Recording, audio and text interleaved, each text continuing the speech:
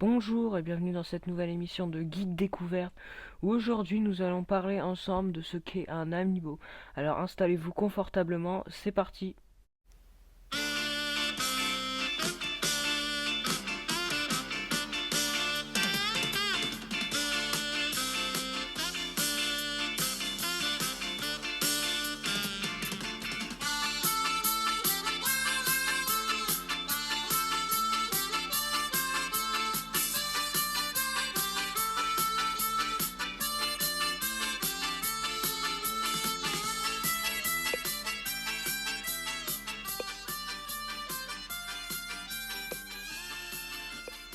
Alors avant de commencer la vidéo, nous allons définir ce qu'est un amiibo à proprement parler.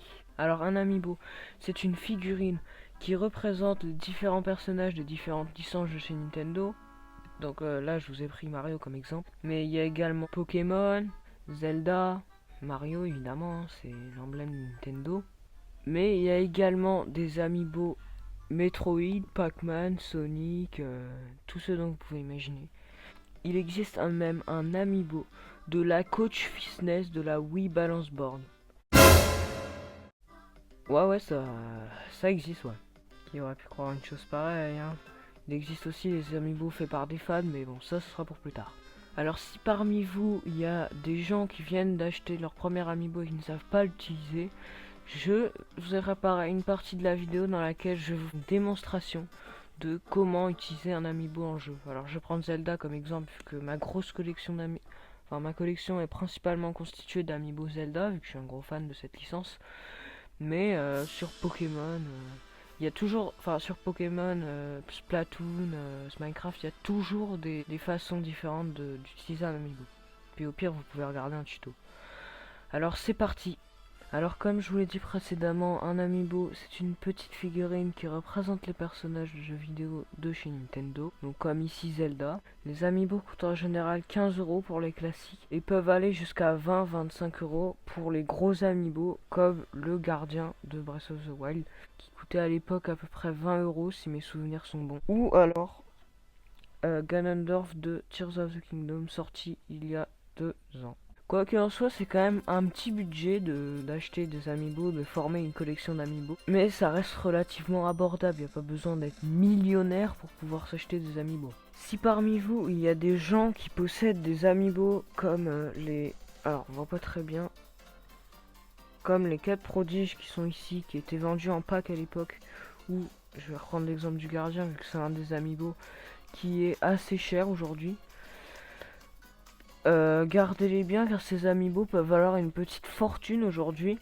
Alors je connais pas exact mais j'ai déjà vu des gardiens d'occasion valoir entre 40 et 90 €. Alors évidemment ça dépend de leur aspect, s'ils marchent encore, s'ils sont encore sous boîte, à neuf. Évidemment je suis loin d'être à pro en estimation mais voilà c'était juste pour vous dire que ces amiibo peuvent coûter très cher au fil des années. Je sais qu'il y a plusieurs amiibo qui peuvent monter à plusieurs centaines voire milliers d'euros. Excusez-moi pour l'exagération. Alors personnellement, j'irai jamais mettre plus de 25, 30, 35 € vraiment max si c'est une bonne affaire. Parce que je trouve que ça vaut pas vraiment le coup honnêtement. Mais après chacun fait ce qu'il veut. Chacun fait ce qui lui plaît. Par exemple, je sais que l'amiibo Yoshi Len Maxi qui était sorti en 2016 ou 2017 je sais plus. Fallait à l'époque, je me souviens plus vu que je ne connaissais pas ce jeu à l'époque. Mais je sais qu'il vaut à peu près 300, 400, voire 500 € aujourd'hui. Bon après chacun fait ce qu'il veut, on n'est pas là pour juger, mais j'irai jamais mettre 300 € là-dedans. Je sais qu'il y a aussi un amiibo Peach avec un défaut de fabrication sans jambes. Dans le même genre, il y avait aussi Samus de Metroid avec 2 canons à la place d'un seul canon et une main. Donc c'est des défauts un peu comme les timbres qui peuvent faire la fortune de l'amiibo. Pourquoi? Bon allez on continue. Je voulais vous parler une fois de la partie finale de la vidéo. À quoi servent les amiibo? Alors les amiibo servent à débloquer des bonus dans les jeux vidéo. Donc on peut gagner des tenues exclusives, des tenues, voilà pour Mario Kart, pour Zelda, pour les jeux Mythopia aussi.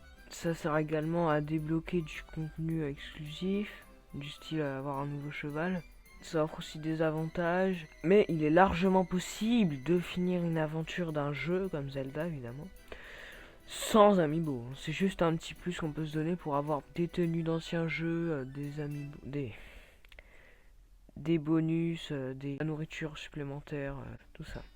Alors avant de finir cette vidéo, je vais prendre l'extrait d'une vidéo de démonstration d'une personne dont je mettrai le nom évidemment, car je vous avoue que j'ai pas de boîtier de capture, du coup j'ai pas envie de filmer ma Switch à l'écran comme ça. Merci d'avoir suivi cette vidéo. Au revoir. Donc pour ce faire, tout d'abord, vous devez aller sur l'écran d'accueil de votre jeu. Là, sur Zelda, on a un petit menu paramètres amiibo. Je le sélectionne. J'active les amiibo. Voilà. Donc maintenant en jeu, on va pouvoir les utiliser. Donc une fois en jeu, c'est très simple. Une fois qu'on a activé les amiibo, ils s'utilisent comme des compétences. Vous voyez, là j'ai mes compétences que j'ai déjà débloquées. Je choisis la dernière, la compétence amiibo.